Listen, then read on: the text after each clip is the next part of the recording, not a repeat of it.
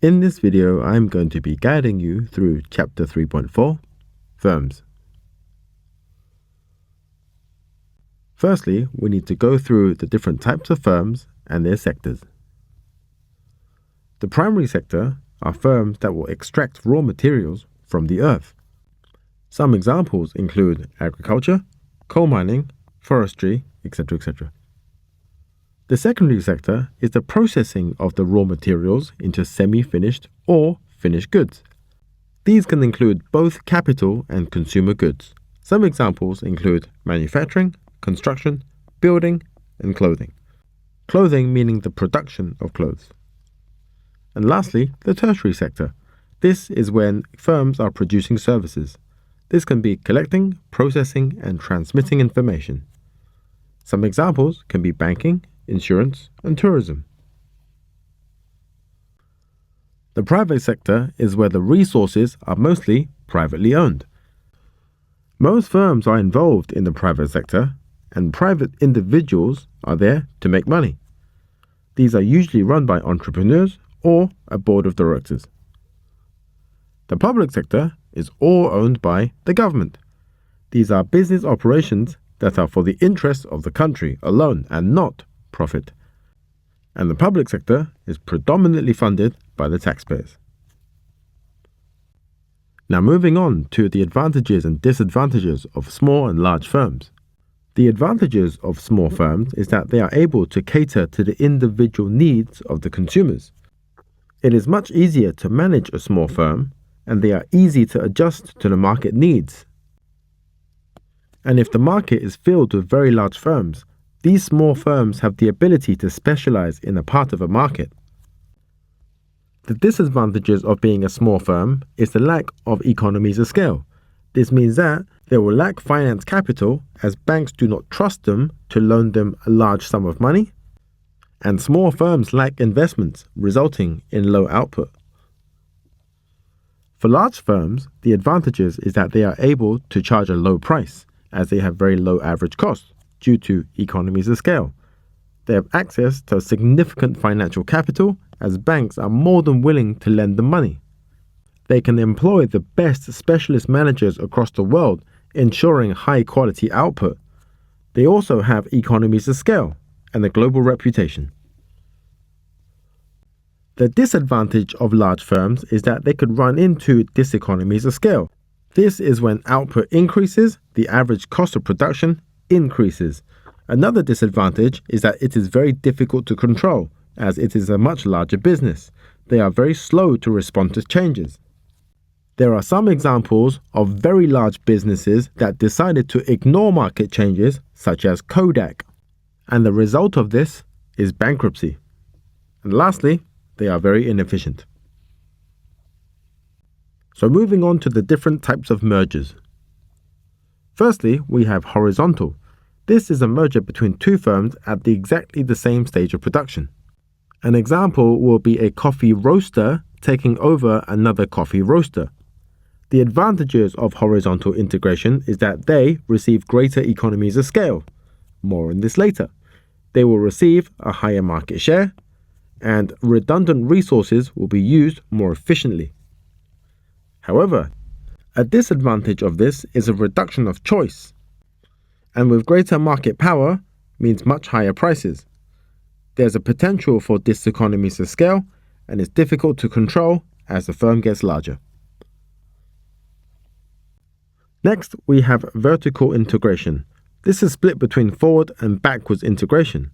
Vertical integration is when a firm merges with another firm in the same product but in a different stage of production.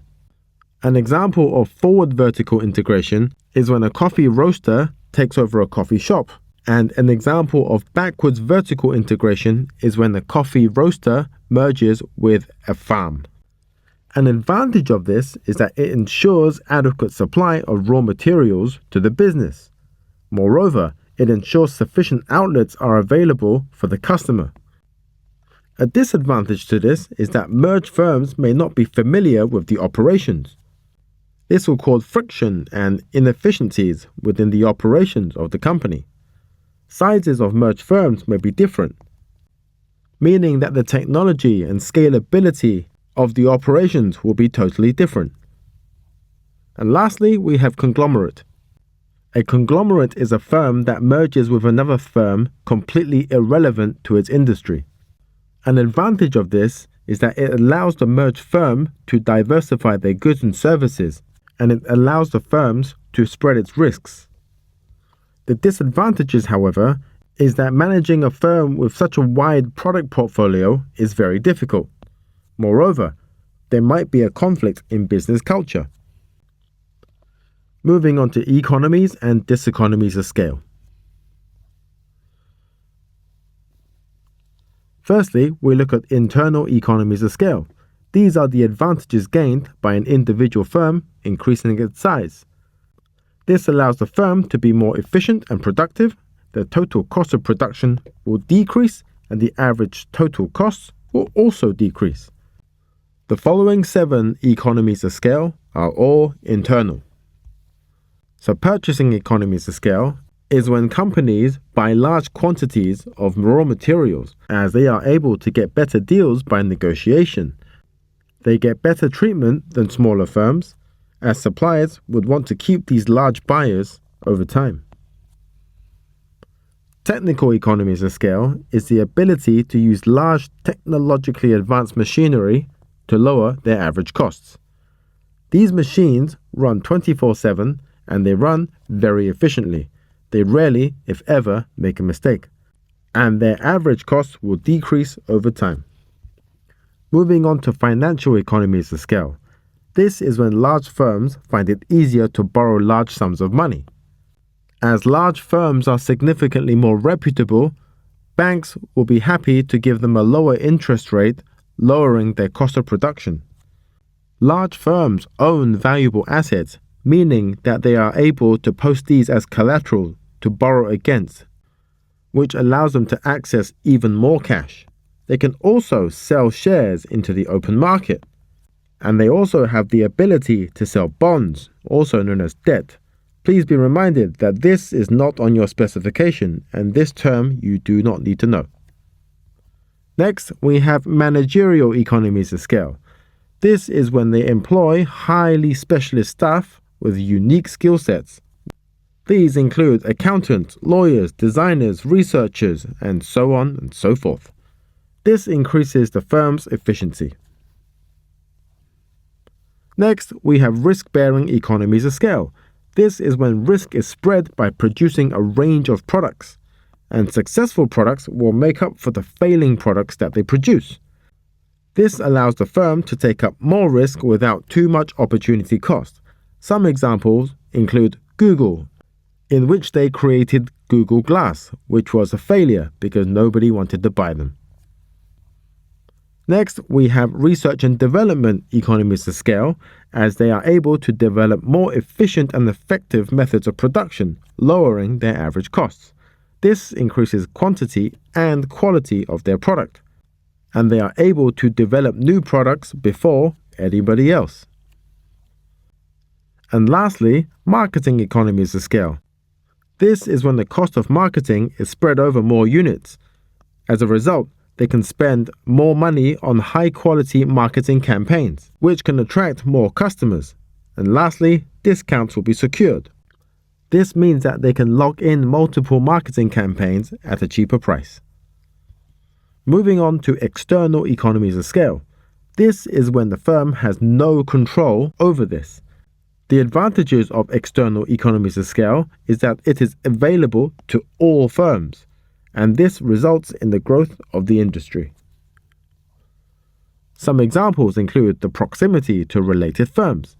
If the firm was able to have a supplier close by, this means that they will have no delays due to their transportation, and having easy access to raw materials will reduce the transportation costs. Next, we have the availability of skilled workers, as having highly skilled and qualified pool of labor will allow the firms to employ high-quality labor, and quality and quantity of output will increase for the firms. Next, we have the reputation of the geographical area. This is essentially free publicity for the firms within the industry, For example, the word Swiss made gives any watchmaker free marketing due to Switzerland's reputation for watchmaking. And lastly, having access to good transportation networks, such as major roads, public transportation links, and parking facilities. This will allow the good to go from A to B much faster. This also makes it easier to transport goods at a lower cost. Now moving on to diseconomies of scale. Diseconomies of scale happens when the firm increases in size and the average cost increases. This is due to communication issues, coordination problems, employee motivation decreases, and bureaucracy. And all of this takes time and money to solve, which results in increasing average costs. External diseconomies of scale is outside the control of the firm.